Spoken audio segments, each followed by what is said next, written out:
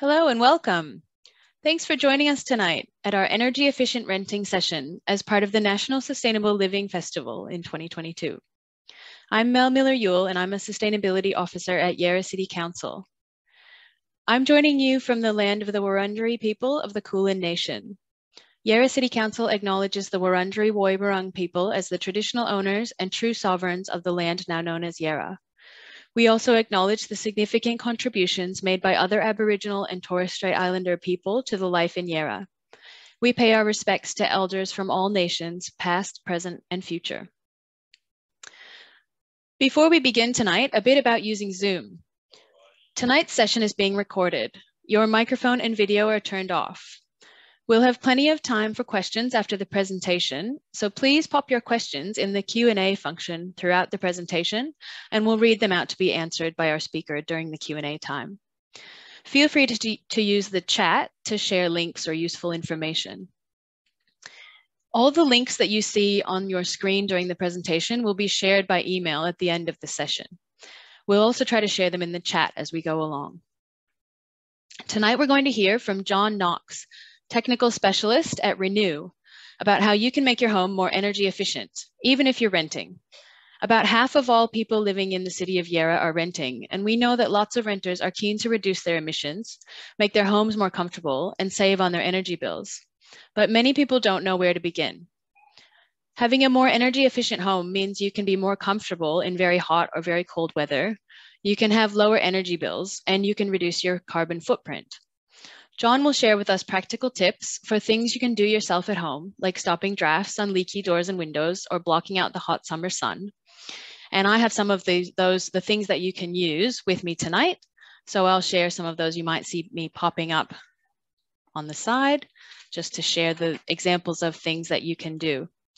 Many of these are things that you can do right away without needing permission from your landlord. Many of these changes are low cost or free and could save you money on your energy bills. And for those bigger changes, like installing solar or upgrading to a modern, efficient electric heating and cooling system, John will share tips on talking to your landlord about rebates you may be eligible for.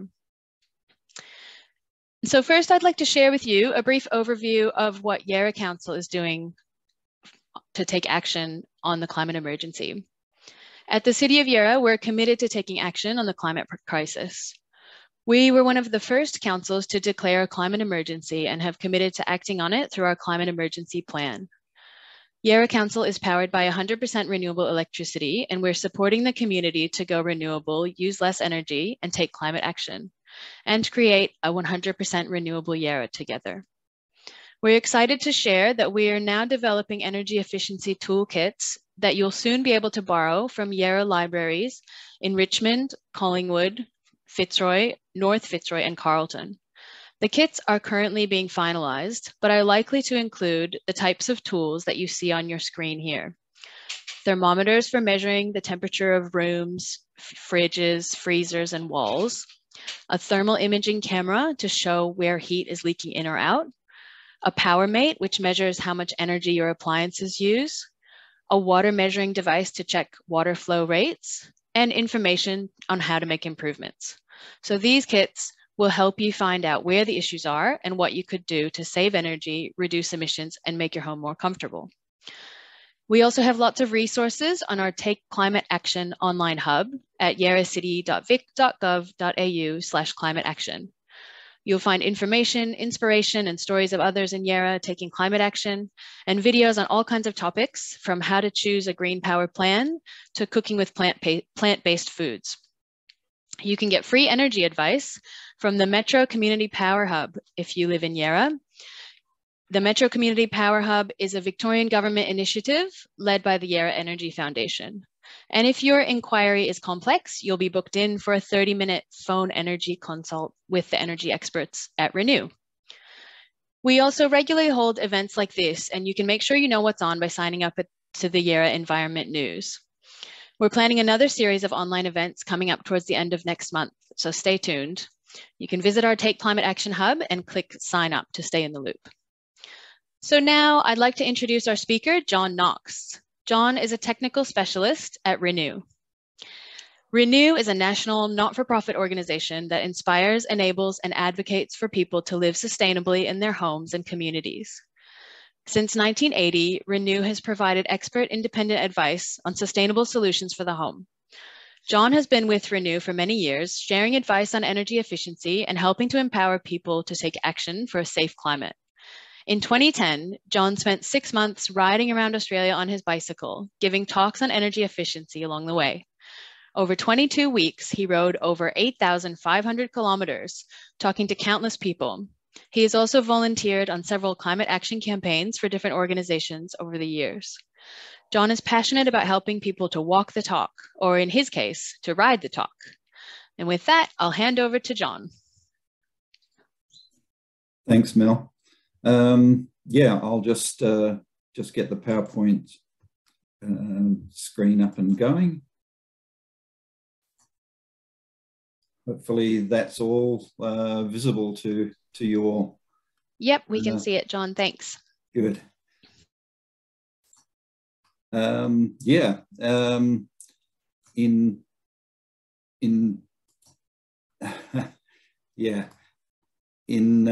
2008, I went back to school to study renewable energy, as I wanted to be part of the solution, not part of the problem. I won an award for those studies, which proves two things. One, you can teach an old dog new tricks, and two, mature age students are overachievers. In 2010, as Mel said, I got on my bike and rode around Australia towing a trailer solo to try to get energy efficiency on the agenda. The beauty of energy efficiency is that not only do you act on climate, but you also reduce your energy costs. And that's a win-win we can all get behind.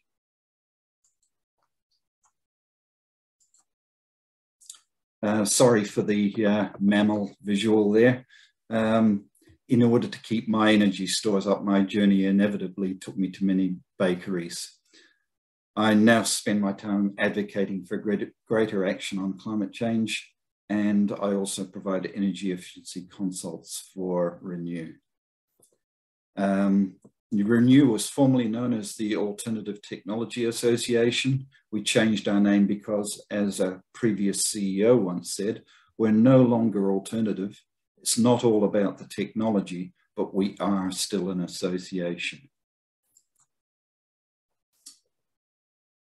Renew is a member-based organisation, and we encourage people to live sustainably in their homes and communities. We have a couple of publications which come out quarterly. Renew is a more technical publication, and Sanctuary is more to do with homes. We also publish things like the Renter's Guide to Sustainable Living, which is an online resource, downloadable PDF, which you'll get a link to at the end of the presentation. Now, how your actions can help save energy and save money. The average Australians can easily save up to 30% of their energy from efficiency measures alone. It's more difficult for renters because you don't have control over what you do to the home, but there are still many things you can do as a renter to reduce your energy costs and make your home more comfortable. Beyond Zero Emission suggests that we can actually go as far as 56% savings, but these are probably through deep green energy retrofits. Hopefully by the end of this talk, you'll be able to identify some real actions you can take yourselves to save yourself energy and money along the way.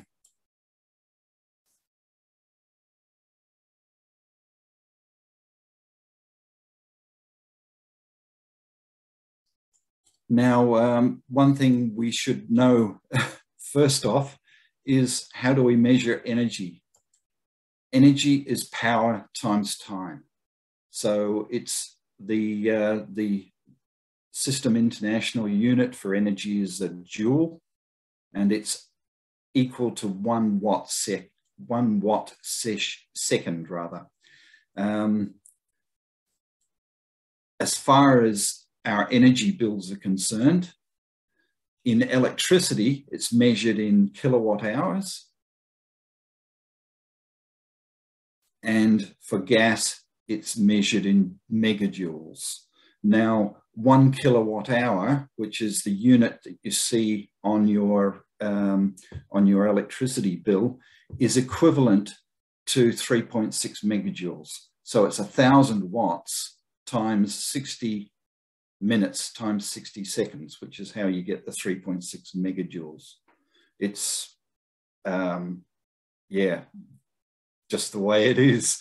It's an easy conversion to make from your gas bill to your electricity bill to do a comparison.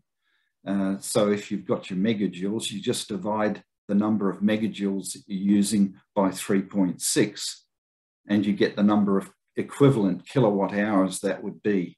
A fun fact, the adult recommended daily intake of food is 8.7 megajoules in Australia. Now, 1 litre of petrol contains 34.8 megajoules of energy, which is exactly 4 times the adult RDI. Something to consider when you're next filling the car and complaining about the cost of the fuel. 4 person days worth of energy for every 1 litre of fuel that you put in. Now, heating and cooling accounts for over 30% of our home energy use.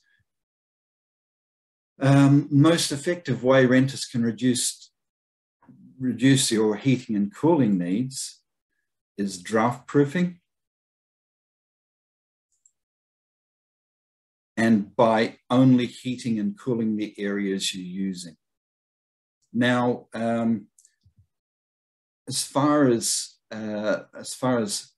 if this were your own home, you would want to make sure that the first thing that you did was to install insulation in the ceiling. Now, your landlord may be willing to put insulation in the ceiling, and it would certainly be something that would be worthwhile asking of your landlord, because insulation makes such a difference to the comfort level in the home.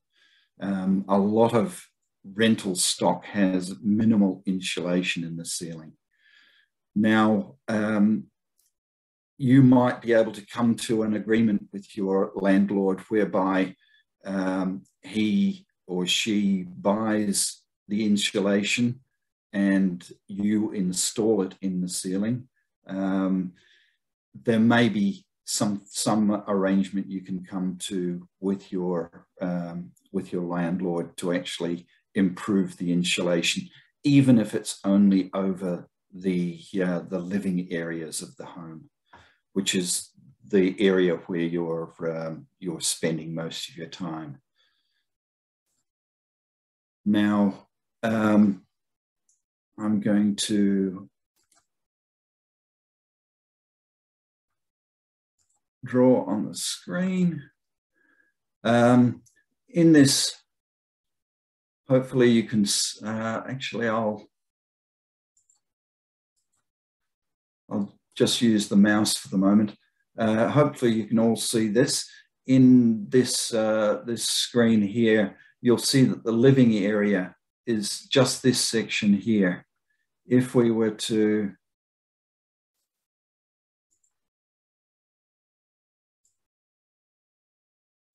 close off there and close off there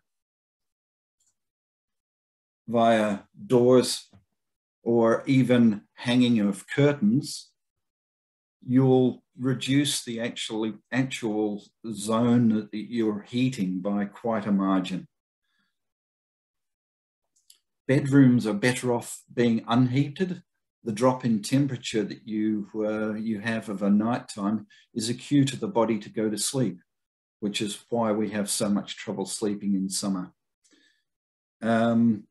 Blocking those areas off also creates an airlock between the front door and your living areas, which helps to reduce the loss of heat from your home in winter, and also will reduce the amount of warmth that comes into your home in summer. So it's worthwhile looking at that.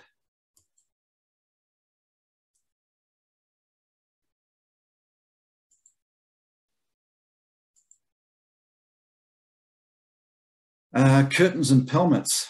Oh, I've got to get rid of the annotations. Okay, sorry about that. Curtains and pelmets. Curtains are absolutely essential for actually keeping your home warm in winter, and in summer.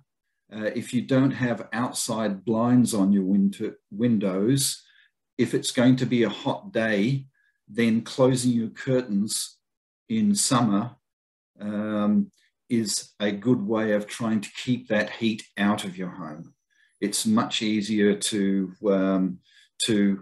cool a home if it hasn't heated up considerably during the day. But in winter,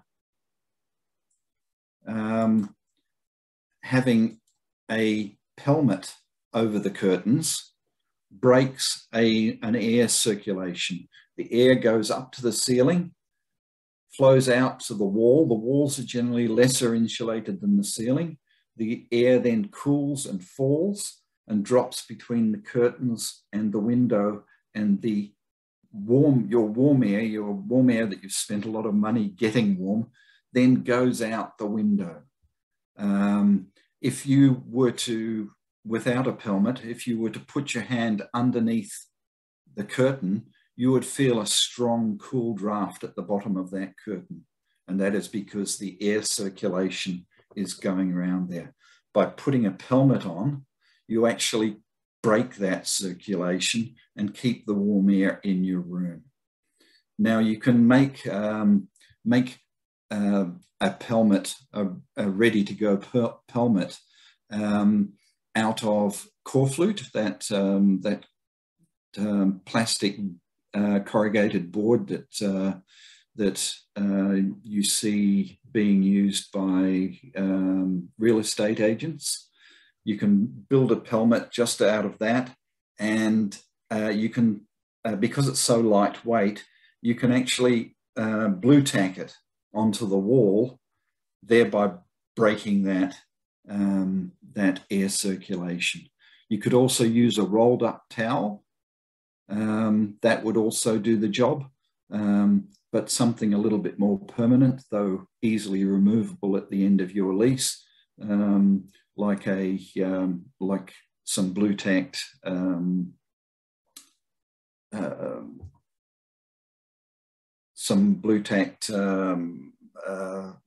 corflute would do the job just nicely. Another thing that you can do for your windows, hopefully I'm still on screen. Yes, we can see you, John. Bubble wrap. Bubble wrap can produce similar to double glazing on your windows by cutting out a piece of bubble wrap that fits the window just nicely. You then just dampen the window and dampen the bubble side of the bubble wrap, and then you just stick it on in place. It will eventually fall off, but you should get months of use out of that. Definitely worthwhile doing in bathrooms where you have privacy glass in there. You're not going to lose any vision out of the window, so doing it in the bathroom is well worth doing, and will make that bathroom just that little bit more comfortable in winter and in summer for that matter. I have a similar product here, which I'll just hold up here. This is a product that you can purchase, which has a film, a window film, and it comes with a tape, and you tape it around your windows and use a hairdryer. There's instructions on how to use the hairdryer to seal it to the windows to create a similar effect of mimicking the effect of double glazing. What do you think of that, of this one, John? Have you ever used this, or do you have any experience with this one? Yeah, I was at a workshop at a council in the southeast, and they had people trialing out the pseudo double glazing that you've got there, and it works quite well. It's a stick-on product, so it will come off again at the end of your lease. Though your landlord may be more than happy to have it stay on as a feature. A lot of the things that you can do to your home are things that actually add value to the property. And in conversation with your landlord, it's well worth your while pointing out that this actually is a good thing for the for you, and also a good thing for the rental property itself. It helps you and it helps them. Yeah, very true. And I think if you're, especially with these things that you are able to do yourself, if you're offering to install something yourself, and you can either find something that it sticks on, which you can remove easily when you leave, or something that may require landlord approval, but it's actually going to improve the value of their property, that's something that helps you to have that conversation with the landlord. Yeah, there's also the Victorian government has legislated that a lot of draft proofing that you do to your home, anything that you want to do to your home to draft proof it, your landlord actually has to have by legislation, has to have a very good reason to not let you do it. That's a really good point. Yeah. So if it's something that's going to help you improve the thermal comfort of your home to make it more comfortable in hot or cold weather, or to save on your energy bills, something like draft proofing, is that right, John? That's when they have to give you a absolutely really good reason why not. Yeah. They have to have a very good reason to not let you do it.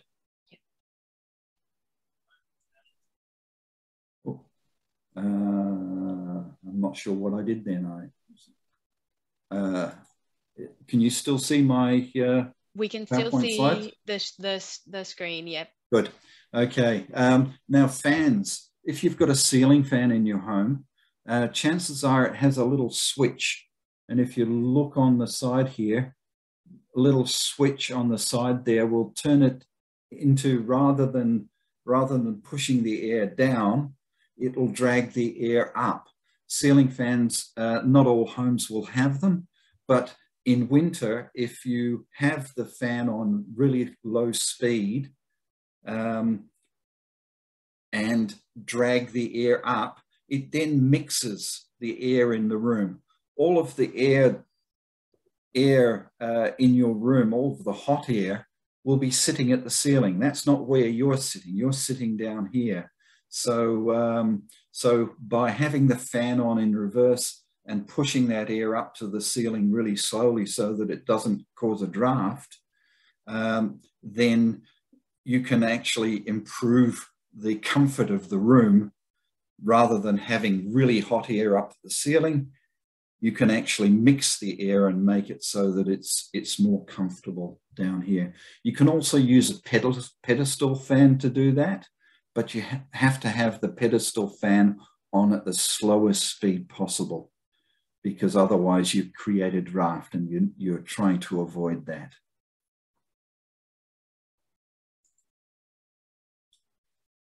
Now, yeah, setting the temperature to around 26 degrees in summer. If you've got a reverse cycle air conditioner, setting the temperature at around 26 degrees in summer. If you've got a ceiling fan, just as a matter of interest, a ceiling fan will increase that temperature that you feel that you need to turn on your air conditioning by 3 degrees. So it makes it feel as if, by having your fan on, it makes it feel as if it's 26 degrees when it's actually 29. So ceiling fans are again really good. Pedestal fans in summer work well, very well as well. And in summer, if you don't have a reverse cycle air conditioner, what you can do with your pedestal fan is wet a tea towel and hang it over the front grill of the pedestal fan, and that will provide you with some evaporative cooling, which works very well. I used to have a friend who heated his home to 26 degrees in winter and cooled his home to 18 degrees in summer. And he got around his home in shorts and t-shirt all year round. Now, if he's comfortable at 26 degrees in summer,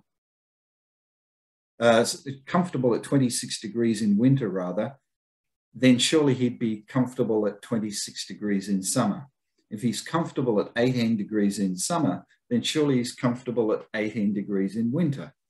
Every degree that you reduce your heating and cooling loads by saves you 10% on your heating and cooling bills. And with heating and cooling accounting for over 30% of your energy use, you could save quite a lot of energy on your power bills.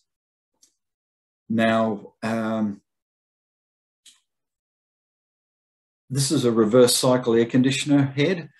If you've got a reverse cycle air conditioner in your home, then reverse cycle air conditioners, the reverse cycle of the reverse cycle air conditioner is actually heating. And it's a more efficient way of heating than using either gas or an electric bar radiator type heating.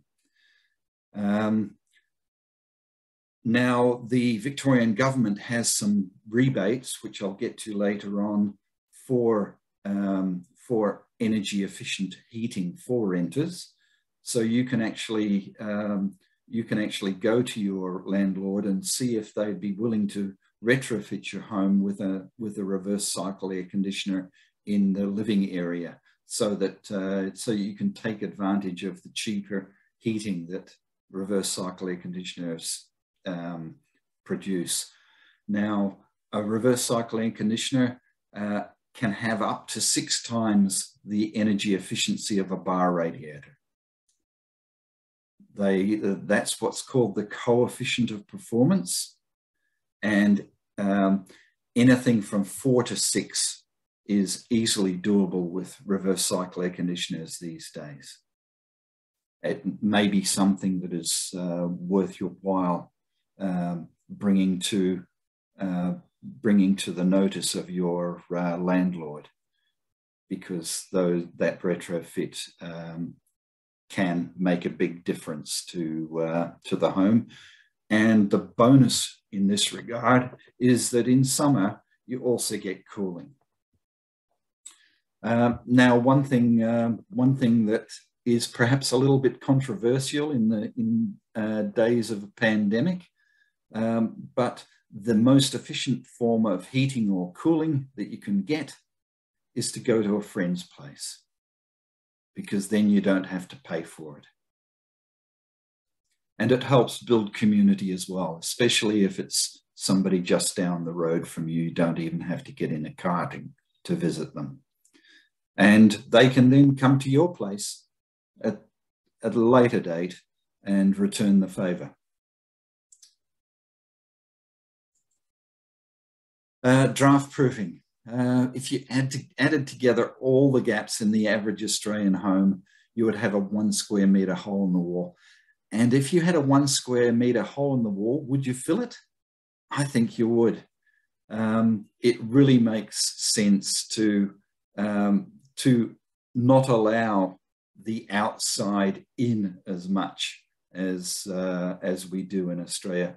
In Australia, we have, especially with rental properties, what amounts to as glorified tents. Now, this is a useful hint for finding those gaps in your home. If you've got an old cassette tape, most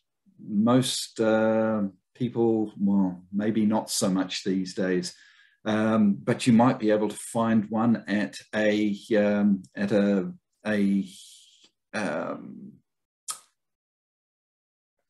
I was at a Salvos. If you go to a Salvos, you may be able to get a cassette tape. Take out about 20 centimeters of that tape, and on a windy day, you can go around your doors, windows, and skirtings and find out where that where the air is coming into your home. Now, you may have vents up in your ceiling. Those vents were designed to prevent the air from getting really musty in the days when we burnt things to keep warm, when we had open fires and that sort of deal. Those vents these days can actually be blocked up. And again, you could use a piece of core flute and just either tape it or blue tack it over those vents so that you can take it down again later on. If you've got evaporative cooling, those evaporative cooling outlets are a way for your hard bought heat can get out into the atmosphere. So again, putting a,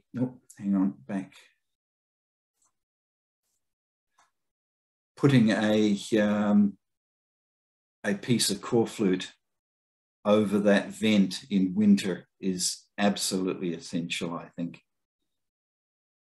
Exhaust fans can have a draft stopper fitted to them, which stops them from leaking your heat out into the ceiling space as well. Vented skylights are another place where you can actually lose heat, and putting a piece of core flute over here, it allows the light through it. If it's white core flute, it will allow the light through it, but will actually help to prevent your heat in winter from escaping.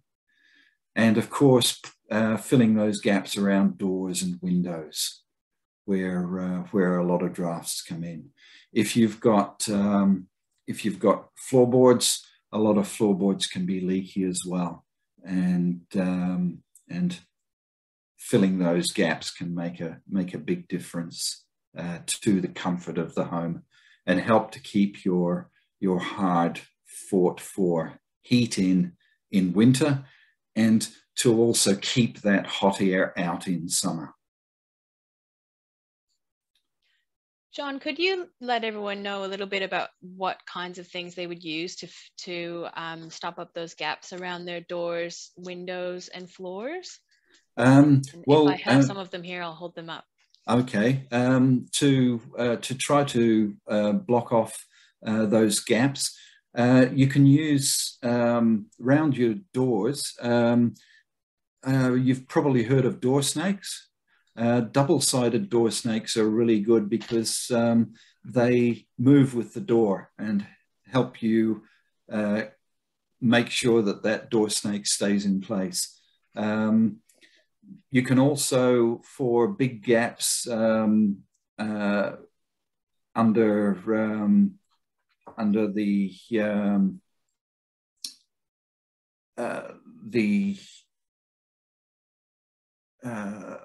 architrave on your floor, big gaps there, you can actually get rods of foam rods that you can actually poke in with a screwdriver to fill those gaps if they're big.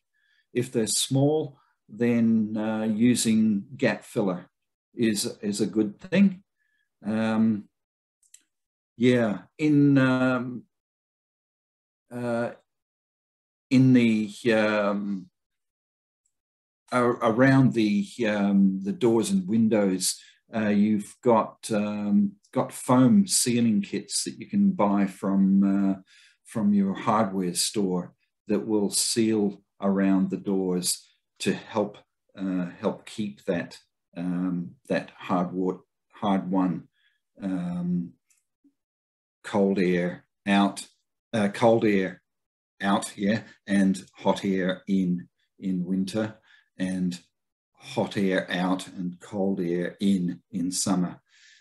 With your summer, closing off those curtains, if it's going to be a hot day, will keep the room cooler. Turning on a light, especially these days with the LED lights, and I certainly hope you all have LED lights in your rooms rather than incandescents. Any incandescent lamp in your home, get rid of it immediately, replace it with an LED fit light. It will save you heaps on energy bills. While we're on the business of lights, turn off your lights in rooms that you're not in. There's no need for you to have a light on in a room that's not occupied. So you may as well save yourself a little bit of money there. 4 watts on 24/7 will cost you $10 per annum. So 4 watts is not a lot, but it can save you quite a bit. Other ways of saving money is by turning off appliances at the power point if they're not in use. So things like your chargers that you have for your phones. If you don't have a phone plugged in, turn it off at the power point. Otherwise, you're wasting energy.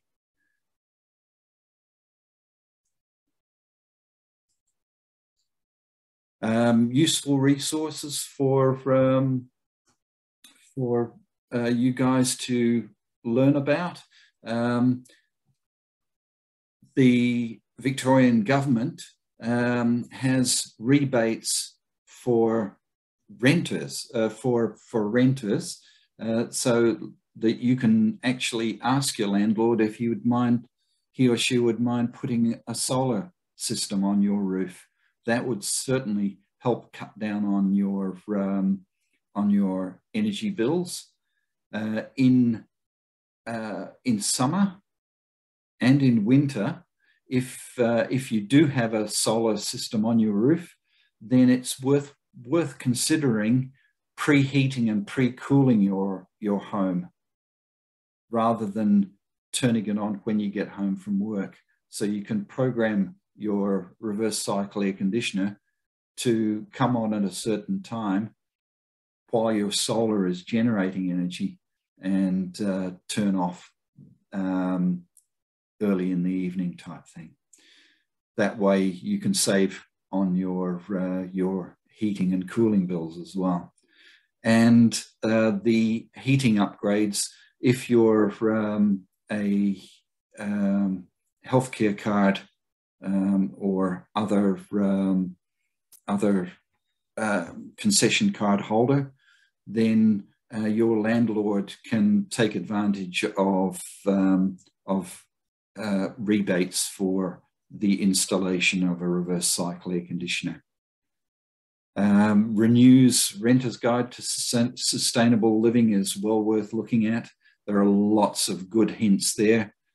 There have been changes to the rental laws, as we spoke about earlier on, where the landlord has to come up with very good reasons for you not to do good things to improve the comfort of your home. Green It Yourself is a good resource. It has DIY videos for doing the draft proofing of your home. And the owner of that site, she was heavily pregnant at the time that she was doing some of these videos. So that shows that it's actually not a difficult thing to do, but it can be time consuming. Draft proofing also from Sustainability Victoria has some draft proofing tips, which will help you get there. Energy efficient lighting I've spoken about. Landlords also have the ability to claim tax deductions on the installation of insulation and draft proofing. So your landlord can maybe come to the party for the installation of insulation. They'll get tax benefits for doing so, and they can maybe pay for the draft proofing kit you need to get to draft proof the home, and they'll be taking advantage of your free labor perhaps. Energy efficient lighting I've spoken about. Shower heads.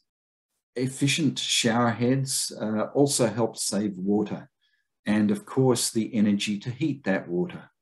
And you can find out how much water your current shower head uses by utilising that kit that council is putting together. Or if you've got a bucket at home, you can actually turn your shower on, just use cold water though, turn the shower on to the level that you'd normally have for a shower, and time filling a bucket for half a minute. You then double that, weigh the bucket beforehand to find out how much it is empty, how much it weighs empty, then weigh it afterwards and subtract the before from the after. That will tell you the number of litres in kilograms of water that your shower head uses for half a minute. So you then double that, and you get the number of litres per minute. Now an efficient shower head would use less than 9 litres per minute, hopefully less than 7.5 litres per minute.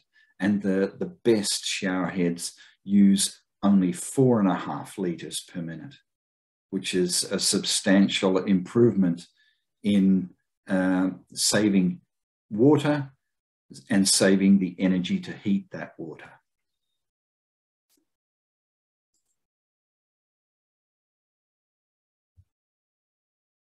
Oops, hang on.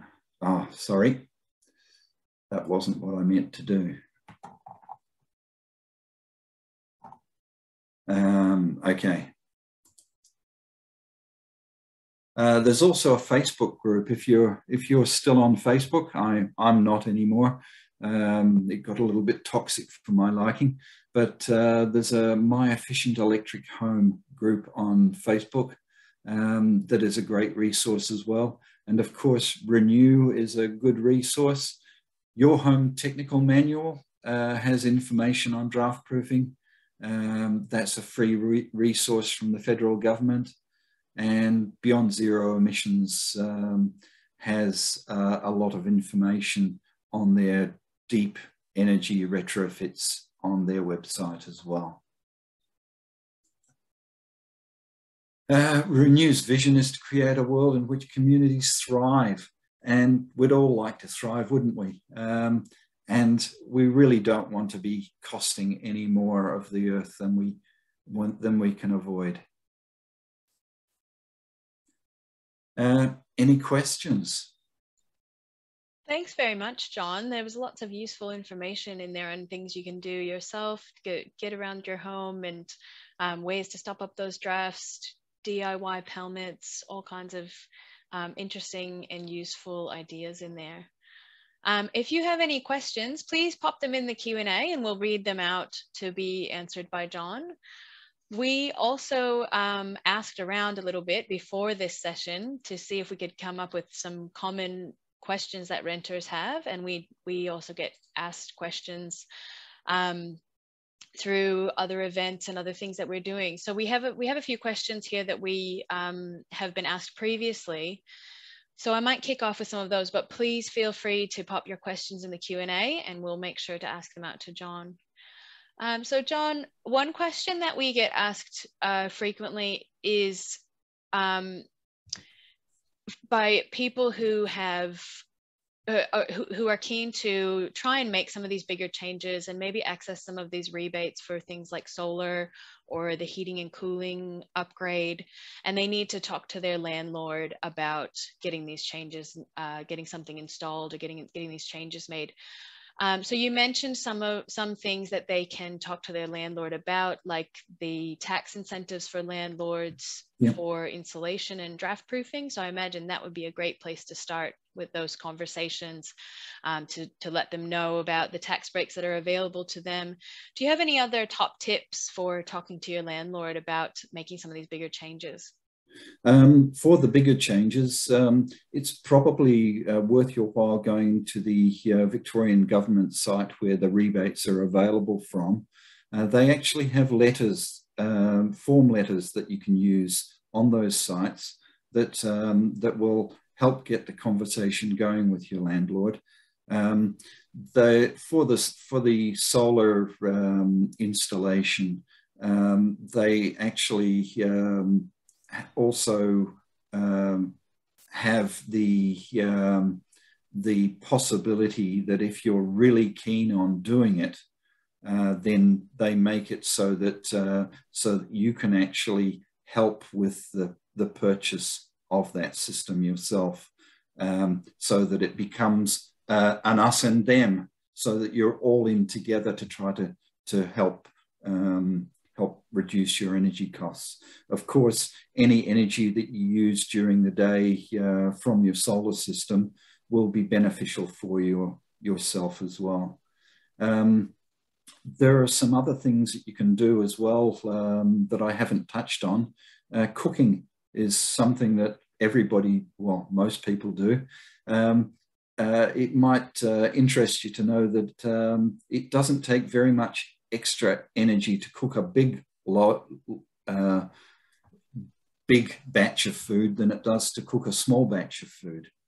And if you then save the excess and have it the next night, you can have what I call YMCA food, yesterday's meal cooked again. And who doesn't love leftovers? So many of them taste better the next day anyway. Oh yeah, especially if you're into curries. The curries always benefit from a couple of days of sitting in the fridge. Yeah, so things like if you're lucky enough to have a dishwasher, dishwashers use less energy and water than hand washing dishes. But make sure that your dishwasher is full. And that goes with your clothes washing as well. You probably have more control over your clothes washer than you do over a dishwasher at home, because the clothes washer probably won't come with the house. So if you're getting a clothes washer, make sure that it's got as many Energy Stars as you can manage, and that it uses as little water as possible.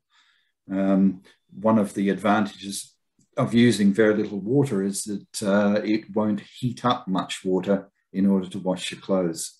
But most detergents these days are fine for use in a cold water wash anyway.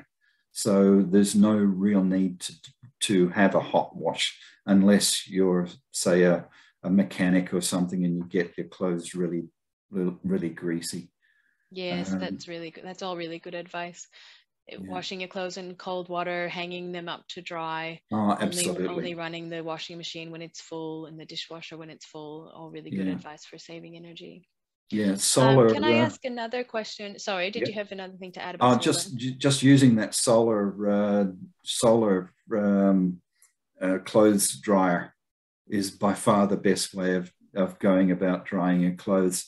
You also, by using a line outside, the wind tends to make your clothes more pliant, so you don't have to put in things like water softener, or in the event of if you were using a dryer, you'd have to put in another piece of consumable to try to keep your clothes nice and fluffy type thing. So. Yeah. So there's a question from Peter. Peter asks, what do you think about landlords talking to tenants about installing a solar system? Just a second, there's a bit more to that question. In exchange for a small increase in rent with a larger decrease in electricity costs. The legislation from the Victorian government prevents them from actually increasing your rent, but it does allow a co-payment. So that's, I guess, equivalent to a small increase in rent.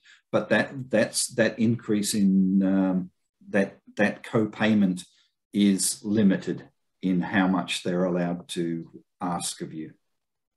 That's right. And we did hold a webinar with Solar Victoria on the topic of solar for renters and landlords last year, and that recording is available on the website in the Take Climate Action Hub. So if you would like a lot more information on that, you can also watch that recording to find out specifically about the solar for renters and landlords rebate. Yeah. Oh, sorry. I was also going to say that this will also be available on the Yara City of Yara website. That's right. Yep. So you'll be able to share this link with anyone who wasn't able to come along tonight, or come back and view it again if you missed anything. Mary asks, my landlord won't install heating or cooling. Do you have any tips for portable heating and or cooling systems? Okay. Well, legislatively, they actually have to provide you with heating in your home. This was brought in at the start of 2021, I think. So yeah, they're legislatively required to provide you with heating, and these days it needs to be efficient heating. If they're installing heating these days, it needs to be efficient heating. But if you're looking to get yourself a form of heating that you can use just around, what you can look at is a heated throw rug. If you're sitting in the lounge watching the TV or reading a book or whatever, then you may have heard the expression "rug up in winter." It literally meant rugging up in winter. And these days you can get these heated throw rugs, and I use one. I use one myself. This one, in fact, in winter to keep me warm. I have it on at its lowest setting. I haven't needed any more than the lowest setting, and it's got 9 settings. And mine comes with a timer so that it turns itself off after 1, 2, 3, 4, 5, however long you've programmed it to stay on for. But I would suggest turning it on just for an hour and then resetting it each hour as you need it. Great tip. And it would save you a lot of money compared to heating the whole house if you're not using the whole house at the same time. That heated throw blanket uses all of 40 watts of power on its lowest setting, which is less than what a traditional incandescent light globe used to use. We have a related question, but rather than being about the winter, this one is about the summer. It gets uncomfortably hot in my house in the summer. What's the best way to cool off? Well, as I said, using a pedestal fan with a dampened tea towel over the front of it will provide you with evaporative cooling. But as I said very early on in the piece, a fan itself will increase the temperature at which you feel comfortable. So rather than 26, 29, so it increases that by 3 degrees. Yeah, that's great. And I think some of the advice that you gave earlier on about shading windows from the hot sun, absolutely. so would also apply to that. So closing the blinds before it gets hot. If you've got outside blinds, then you can pull those down. You're better off using external shading than internal shading, because by the time it gets inside, you're actually gaining some heat anyway. If you've got good curtains, and some people may have good curtains, then they've got sunblock linings on them, and that tends to reflect the heat back out. But closing those curtains during the day when the sun is at its hottest is definitely something that I would do. You can also get some shade cloth, and using bulldog clips, you can clip the shade cloth to the gutters so that shade cloth comes down in front of the windows. Oh, to make your own external blinds. Yeah. Great advice. Yeah, and using bulldog clips, you're not doing any damage to the gutters, and it's easily removable as well. That's right. The only issue with that is that you might find that it's been blown up onto the roof, and you'll have to grab it back down again. And there is more information on what to do in a heat wave on our website if you go to yaracity.vic.gov.au/heatwave. So there's more tips similar to the things that John has been talking about just now. There's also, if it's really, really hot, your local library is a great refuge. That's right. It's a great idea to know the cool spaces in your neighborhood. Local libraries and leisure centers are great places to go and cool off when it's a hot day. Absolutely. Fantastic. And hot days are something that we can expect more of.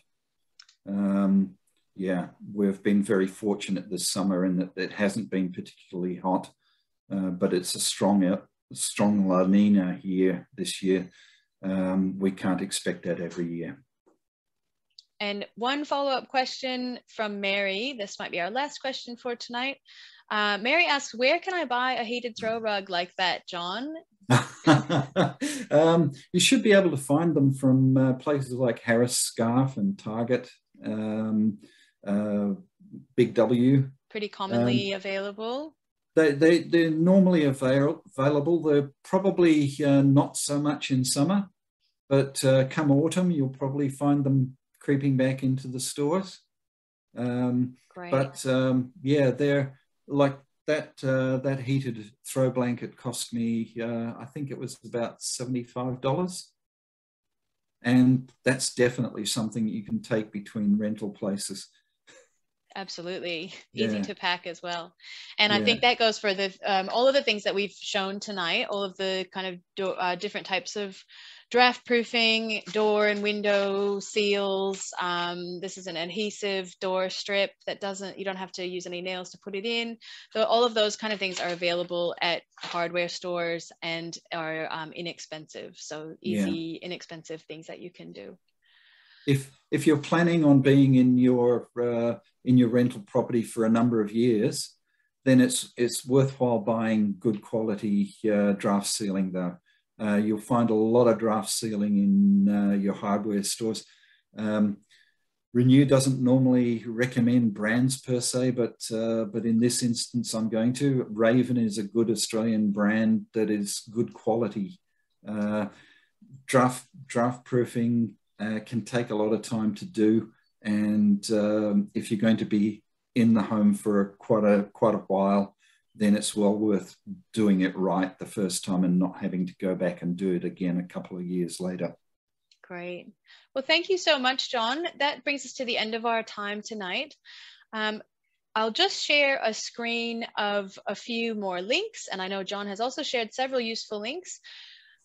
So you will see on your screen now a lot of other places you can go for more information. You can find out more about how to take climate action in Yara at our climate action hub, yaracity.vic.gov.au/climate action. You can read Renew's Renter's Guide to Sustainable Living, and the link is there. You can access a free 30-minute energy advice phone consultation with Renew or the Metro Community Power Hub. Contact the Metro Community Power Hub to find out more and book that in.